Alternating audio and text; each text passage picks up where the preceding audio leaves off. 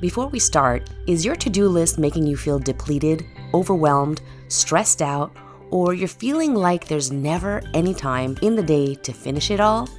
I got something for you. Download my to-do list now. Oh, it's not any kind of to-do list. It's one that will help you gain awareness and to see if all the things on your to-do list have to be done by you, delegated, or completely removed from your list. Grab your to-do list now at diannejimenez.com/to-do list. Good luck.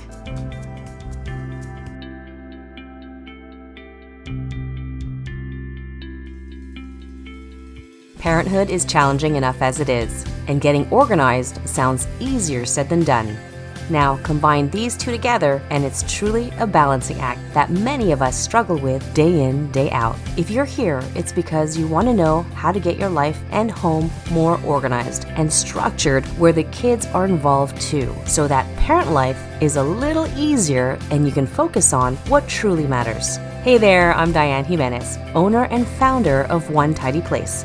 I created this podcast because I know parents have their hands full. I know this because I have 3 kids of my own. Each week, we'll talk about all things organizing, teaching kids life skills, and contributing to the home, being on the same page with your partner, and raising your kids together while you tidy up, go out for a walk, or just need some real talk. I'm here for you. Thank you for tuning in. Are you ready? Let's do this. Hey there, welcome back to Parenting Guide Organizing Habits Made Easy podcast. And we are going to try something a little different, or a lot different, where each week I will be giving you a tip or a strategy, and these will be released every Tuesday, and we'll call it Tuesday Tips. So these tips and strategies are about organizing your home, your schedule, couplehood and parenthood, and teaching kids life skills. And these episodes, I intend them to be short and sweet and to the point. But they won't be replacing my previous format where they've been more detailed, step by step. No, those will also be mixed in a little bit here and there, because the reason why I'm doing these quick tips on a weekly basis, which are shorter episodes, is because I've kind of sat back and analyzed my last few months of podcast episodes, and I realized that especially in the summertime or when the kids are off, which happens throughout the year, it's very difficult to release an episode on a weekly basis, especially long ones that are more in-depth, more step-by-step, more, there's just more oomph and meat in them. And it's not that I don't like doing them. I love doing them. It just takes a lot of time. And what I believe that my audience needs right now is sometimes just quick tips and to-the-point strategies on a more consistent basis. So these tips and strategies are ones that work for us at our house, as well as things that my friends and clients do that work for them. And I'll even be sharing things that you send me through email or on DM so that more people can benefit from these tips and strategies that don't only come from me, but from the community here. So I'm very excited to share tips and strategies every Tuesday with you. And I hope you participate too by sending me a DM of what works for you at your place. So here we go.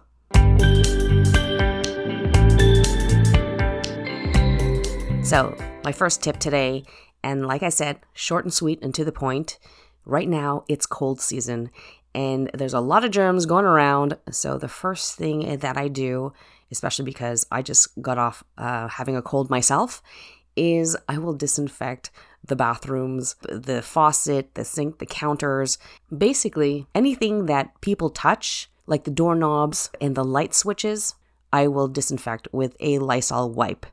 I'll also further disinfect or clean out the toothbrushes with a vinegar and baking soda concoction inside a glass, and I'll let them sit there for a while and then thoroughly rinse them out with water afterwards.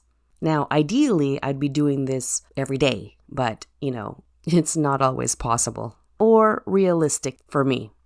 So I do this as much as I can, as often as possible, and of course, if I remember. Now, the one thing that we continue to do, or I continue to do, is ever since COVID and all the requirements that we had to do, is I'm always asking the kids, once they come home, if they've washed their hands. And so much so that I will even ask if they use soap. Because kids, and I've watched them and I observe them even at school, and they take the soap, they pump it into their palm, and then they put their hand under the running water. So where does the soap go? Down the drain. Ugh, that annoys me so much. And occasionally I'll even check to see if I see some lathering happening and if I see some thorough washing. Call me, I don't know what, but I don't care. I need these kids to wash their hands properly, not just because of this time of the year of cold season, but just general hygiene. Wash your hands properly. It's not hard.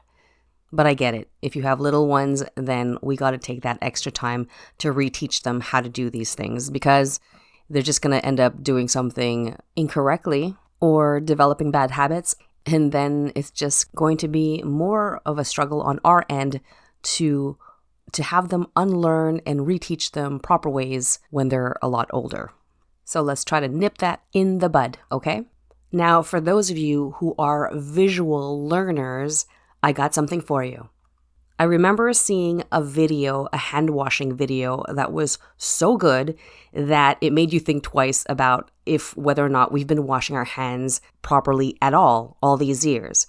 And this video came out especially during COVID, so it's about 3 years ago, and it was basically a guy wearing white gloves or latex gloves and showing how with black ink how we typically wash our hands. And you saw the areas where the soap or the black ink at this time was not being applied on our hands. It's crazy.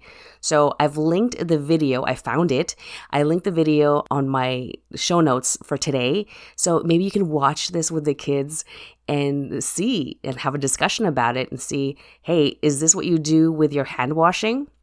Because sometimes when they do have the posters up in the washrooms, whether it's public or at school, they do have the pictures and the images of what your hand positions are supposed to be when you're washing, right? There's like 7 steps or something like that.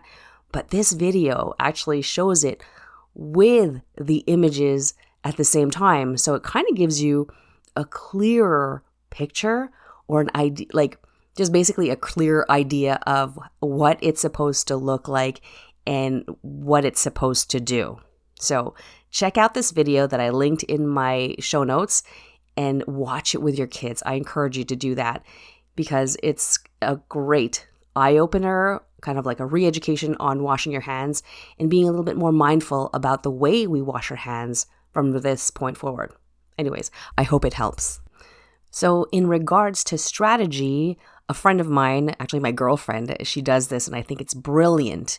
And basically to help the kids remember to wash their hands when they come back from school or from outside is that she places a kind of like a sticker or like a to-do list, but with images right where they set their bags.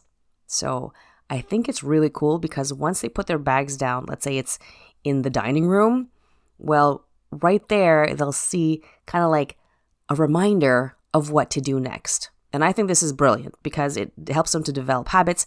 It helps them it helps you to not have to repeat it yourself. And especially if you're not there, they're hopefully doing it and developing a routine that way.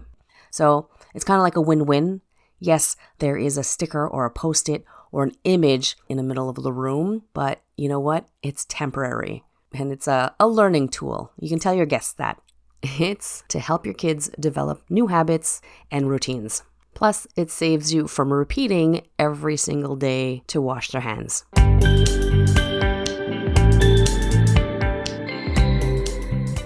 So this is my tip and strategy of the week. I hope you found it helpful and maybe even as a reminder for this cold season.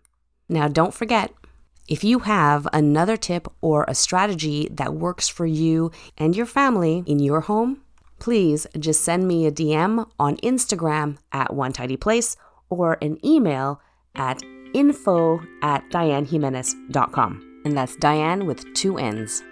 All right, my friends, thank you so much for tuning in.